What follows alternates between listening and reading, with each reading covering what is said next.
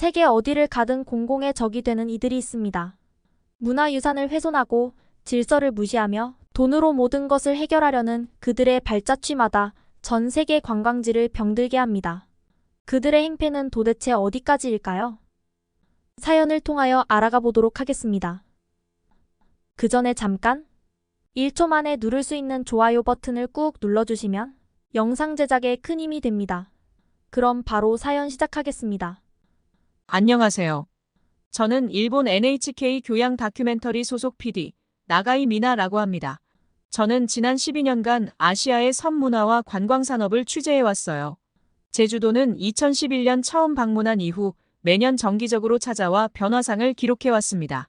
처음 제주도 취재를 시작하게 된 계기는 오키나와의 관광 문제점을 다루던 중이었는데요.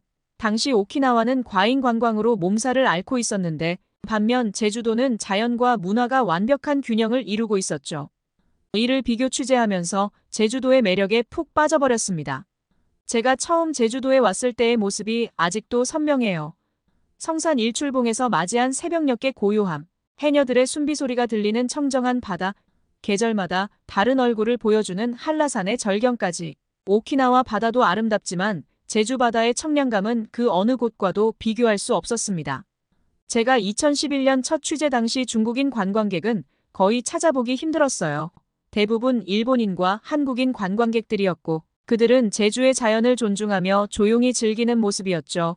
하지만 2016년부터 중국인 관광객이 급증하기 시작했고 그때부터 제주도의 풍경이 조금씩 달라지기 시작했습니다. 한라산은 제가 제주도에 올 때마다 꼭 한 번씩 찾는 특별한 장소인데요. 일본의 후지산이 위험 있고 웅장하다면 한라산은 마치 살아있는 생명체처럼 계절마다 다른 모습을 보여줍니다.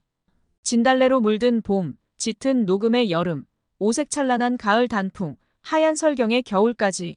특히 영하의 날씨에도 불구하고 정상에 올라맞이한 백록담의 일출은 제 인생에서 가장 감동적인 순간 중 하나였습니다. 구름 위로 솟아오른 분화구와 그 위로 떠오르는 아침 해는 후지산의 어떤 풍경보다도 장엄했습니다. 신혼여행지로서의 제주도는 저에게도 특별한 기억인데 20, 30년 전만 해도 이곳은 한국인들의 최고의 신혼여행지였다고 합니다. 여기 NHK 자료실에서 80년대와 90년대 제주도 다큐멘터리 영상을 보면서 그 시절의 낭만을 간접적으로나마 느낄 수 있었습니다. 유채꽃 핀 들판을 걷는 새신랑 새신부의 모습, 한라산 중턱에서 일출을 기다리는 연인들, 중문 해변의 고급 호텔에서 새 인생을 시작하는 부부들의 행복한 미소가 화면 가득했어요. 저희 NHK 도쿄 지국 모리 부장님도 1991년 신혼여행으로 제주도를 다녀오셨다고 합니다. 지금도 생생히 기억난다며 성산 일출봉에서 아내와 함께 맞이한 일출이 평생 잊지 못할 추억이라고 하셨습니다. 특히 중문단지의 특급 호텔에서 보낸 3일은 마치 천국 같았다고 회상하셨죠. 그때는 일본 신혼부부들 사이에서도 하와이나 괌보다 제주도가 더 로맨틱한 신혼여행지로 꼽혔다고 합니다. 제가 처음 취재를 시작했던 2011년에도 그런 낭만의 흔적이 곳곳에 남아 있었습니다. 중문관광단지의 호텔들은 주말이면 예약이 하늘의 별 따기였고 올레길은 연인들의 달콤한 이야기로 가득했어요. 일본의 신혼부부들도 제주도를 많이 찾았는데 그들은 한결같이 제주도의 고요함과 아름다움에 감동했다고 말했습니다.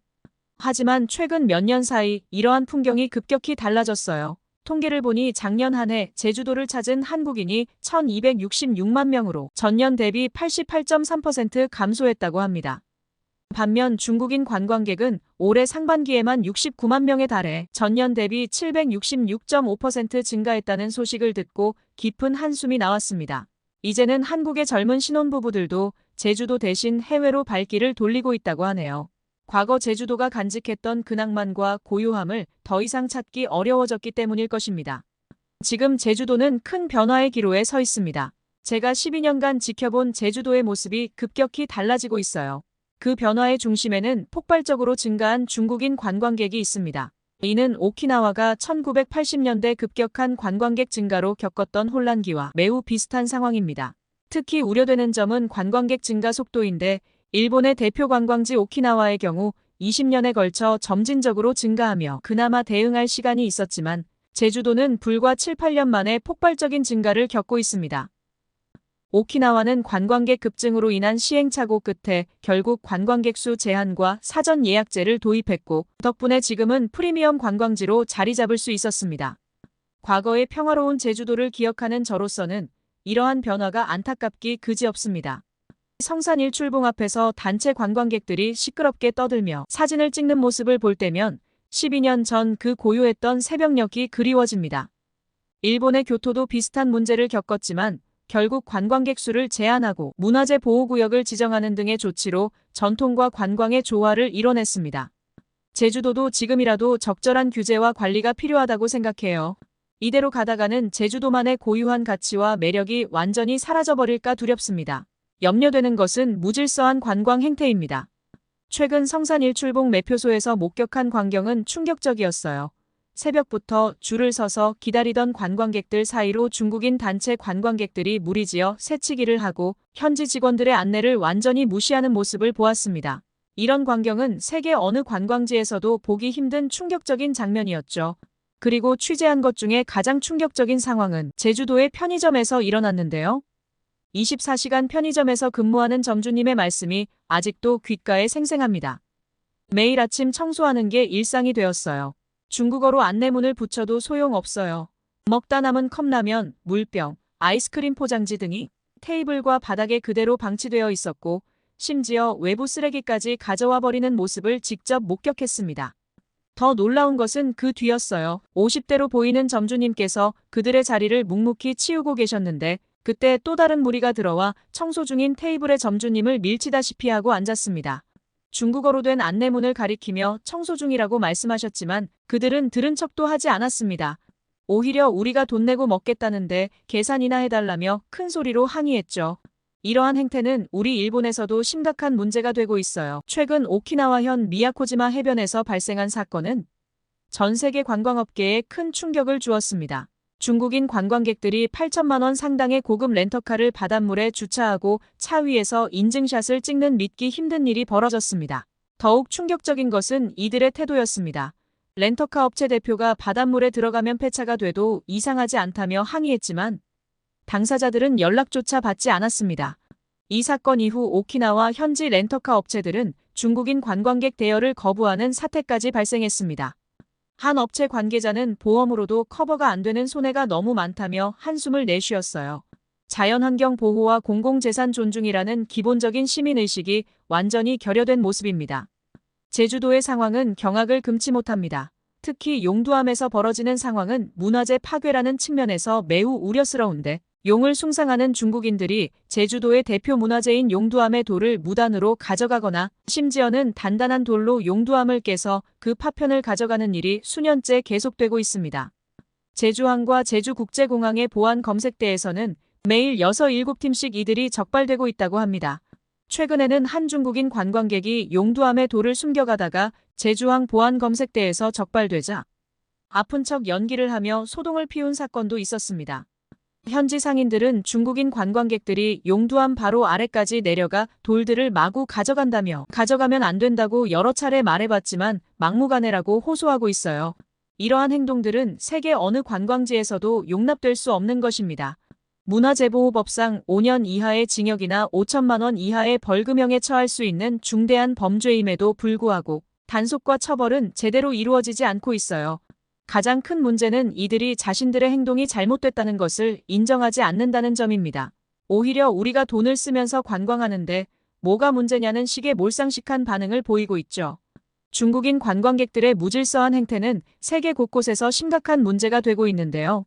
프랑스 루브르 박물관은 2024년부터 중국인 단체 관광객의 입장 시간을 오후로 제한했고 스위스 루체르는 현지 식당의 위생규정 위반과 무질서한 행동으로 인해 중국인 관광객을 특별관리 대상으로 지정했습니다. 일본의 상황도 다름이 없습니다. 교토의 기온거리는 시끄러운 관광객들로 인해 전통적인 고요함을 잃어가고 있으며 하코네 온천마을은 온천 에티켓을 무시하는 행동으로 골머리를 앓고 있어요. 오키나와 블루케이브의 산호초 군락지는 무분별한 관광객들의 발길로 심각하게 훼손되었죠. 이러한 문제는 제주도에서 벌어지고 있는 상황과 매우 유사합니다. 이는 단순한 관광 매너의 문제를 넘어 심각한 공동체 의식의 결여를 보여주는 사례들입니다. 제주도 곳곳의 전통과 정체성이 급격히 변질되고 있어요. 제가 최근 제주 동문시장을 취재하면서 목격한 광경은 믿기 힘들 정도였습니다. 시장 입구부터 중국어 간판이 가득했고 한글은 찾아보기 힘들 정도였어요. 사실 이런 모습은 얼마 전 서울에서도 경험한 바 있습니다. 지난달 한국의 이주민 문화를 다룬 다큐멘터리를 제작하면서 대림동과 가리봉동을 방문했었는데요. 그곳에서도 거리의 간판 대부분이 중국어였고 중국인들의 생활 공간으로 변모해 있었습니다. 하지만 대림동과 가리봉동은 적어도 중국인 이주민들의 실제 생활 터전이라는 점에서 그나마 인정할 수밖에 없는 상황이지만 제주도의 상황은 완전히 달랐습니다. 한국의 대표적인 관광지이자 문화유산인 이곳이 마치 중국의 또 다른 관광특구로 변해가고 있었기 때문입니다. 동문시장은 제가 10년 전 처음 방문했을 때만 해도 제주도 특유의 정겨운 시장 분위기와 상인들의 구수한 사투리, 전통 음식의 향기로 가득했었는데 지금은 중국어로 호객하는 소리만 귓가에 들려왔어요. 결제 시스템의 변화는 더욱 충격적이었는데요. 알리페이와 위챗페이 같은 중국의 모바일 결제 시스템이 제주 전역을 장악해가고 있었습니다.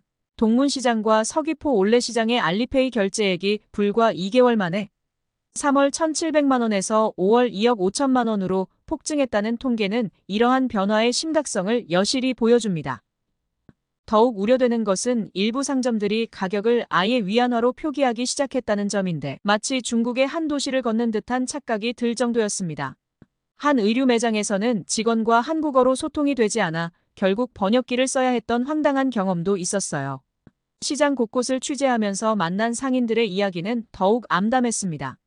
20년째 제주 특산품을 팔고 있다는 한 상인은 체감상 중국인 관광객이 너무 많이 늘어서 지난 2월부터는 중국인 직원을 고용할 수밖에 없었다며 전통시장에도 중국인 손님이 90%가 넘어 하루 종일 한국말 듣기가 어렵다고 털어놓았습니다.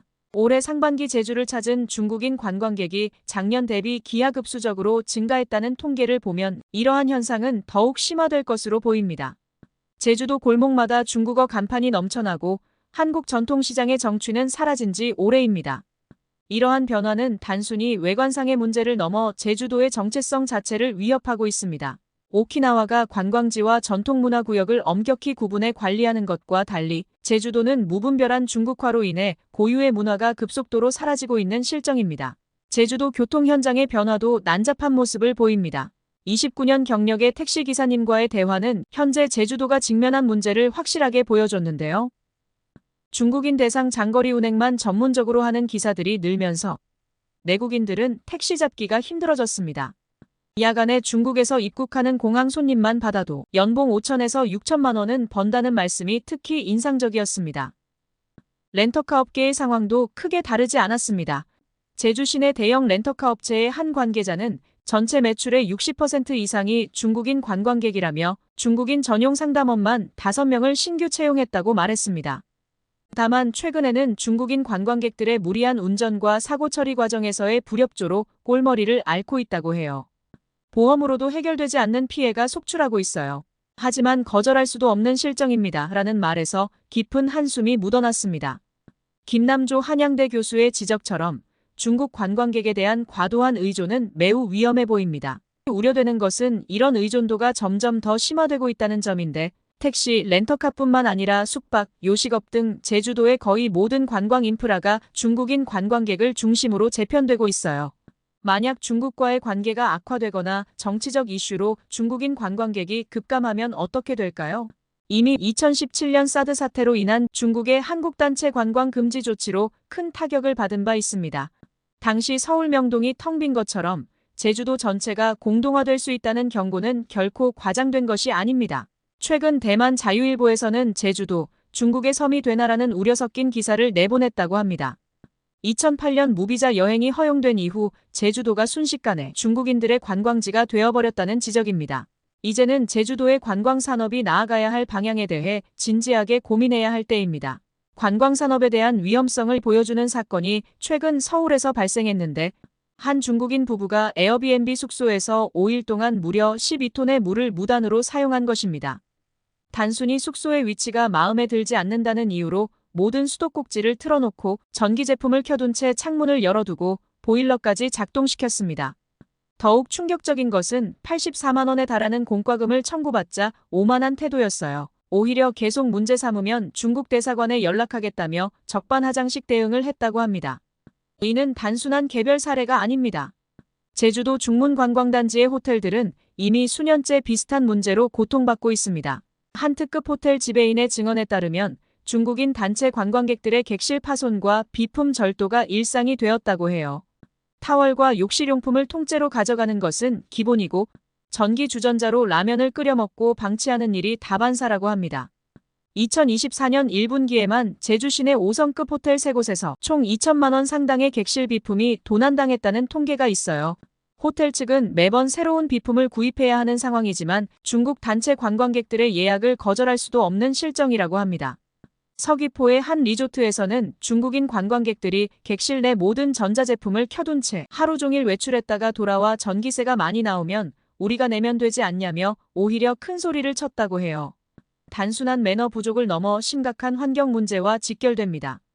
제주도 관광협회의 조사에 따르면 중국인 단체 관광객이 투숙한 객실의 평균 복구 시간이 일반 객실의 3배에 달한다고 합니다.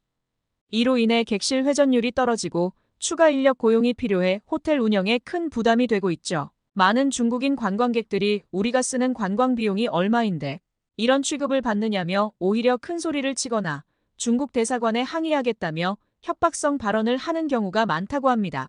이러한 상황은 제주도 관광산업의 질적 하락을 초래하고 있습니다. 고급 호텔들은 중국인 단체 관광객 수용을 꺼리지만 현실적으로 거절하기 어려운 상황입니다. 결과적으로 다른 국적의 관광객들이 제주도 호텔을 기피하게 만드는 악순환이 계속되고 있어요. 문제는 이러한 상황이 단기간에 해결되기 어렵다는 점인데 현재 제주도의 관광 수입 중 60% 이상이 중국인 관광객에 의존하고 있어 강력한 규제나 제재를 가하기도 어려운 실정입니다. 이는 제주도 관광산업의 구조적인 문제점을 적나라하게 보여주고 있습니다. 이러한 경험에도 불구하고 제주도가 여전히 중국인 관광객 유치에만 집중하고 있다는 점입니다. 관광 인프라는 점점 더 중국인 관광객 중심으로 재편되고 있고 이는 관광산업의 다양성을 해치고 있죠. 세계관광기구와 글로벌 관광산업 전문가들은 특정 국가 관광객 의존도가 과도하게 높아지면 위험 신호로 봐야 한다고 지적합니다. 실제로 프랑스 파리, 이탈리아 베니스, 스페인, 바르셀로나 등 세계적인 관광 도시들은 관광객 국적 다변화를 통해 균형 잡힌 발전을 이루고 있습니다. 하지만 제주도는 중국인 관광객 의존도가 세계 주요 관광지 중 가장 높은 수준을 기록하고 있어요. 오키나와의 경험은 좋은 선례가 될 수 있습니다.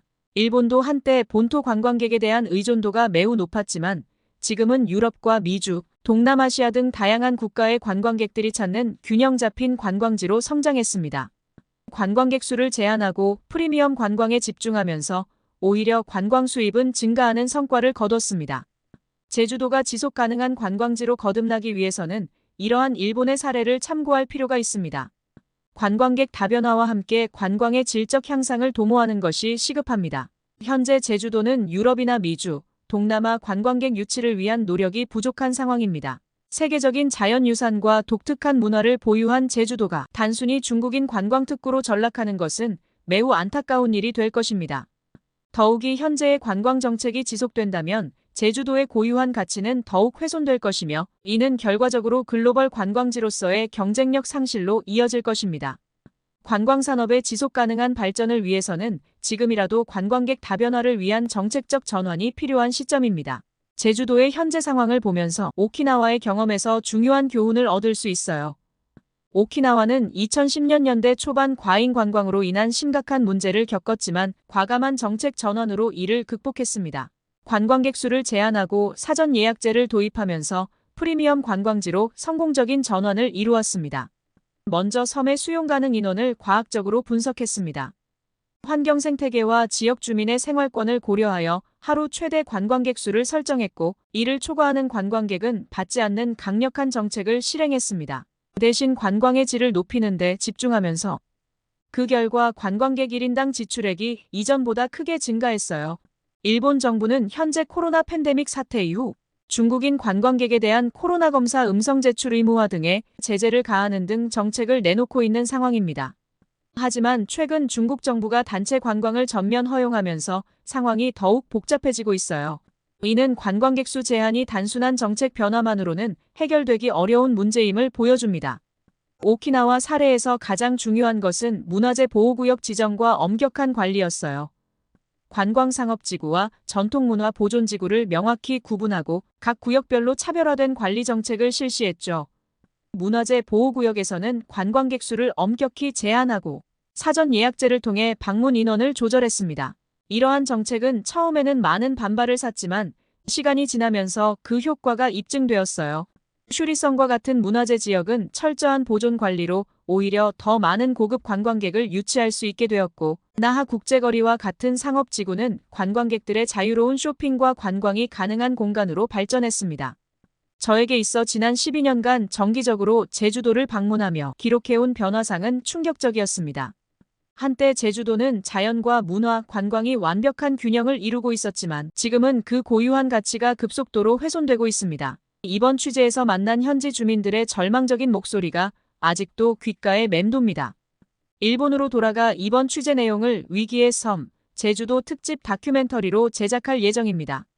단순히 문제점을 지적하는 것을 넘어 제주도가 나아가야 할 방향을 제시하고자 합니다. 특히 관광지의 질적 성장이 어떻게 경제적 성과로 이어질 수 있는지 구체적인 사례를 통해 보여주려 합니다. 무엇보다 이번 취재를 통해 느낀 점은 지금이 제주도의 운명이 갈리는 중요한 시점이라는 것인데요. 더 이상 미루기에는 너무 늦었다고 생각합니다.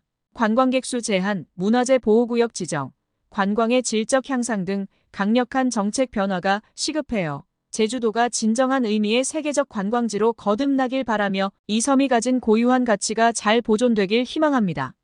제 이야기를 끝까지 들어주셔서 감사합니다. 제주도의 미래에 작은 변화라도 일어날 수 있기를 진심으로 기원합니다. 모두 안녕히 계세요. 오늘의 사연 어떻게 들으셨나요? 매년 찾아오는 1,300만 명의 관광객들. 하지만 지금 이 순간에도 소중한 전통과 자연, 그리고 평화로운 일상은 그들의 이기심 속에 파묻혀가고 있습니다. 관광 수입이라는 달콤한 독약 앞에서 우리는 과연 무엇을 지켜내야 할까요? 여러분의 생각을 아래 댓글에 남겨주세요. 그리고 감동적인 사연을 주변 사람들과 공유하고 함께 이야기 나눠보세요. 마지막으로 1초밖에 걸리지 않는 구독과 좋아요, 알림 설정은 영상 제작에 큰 힘이 됩니다. 지금까지 감동을 담아 여러분께 진심을 전하는 감동 담기였습니다. 오늘 하루도 행복한 하루 보내세요.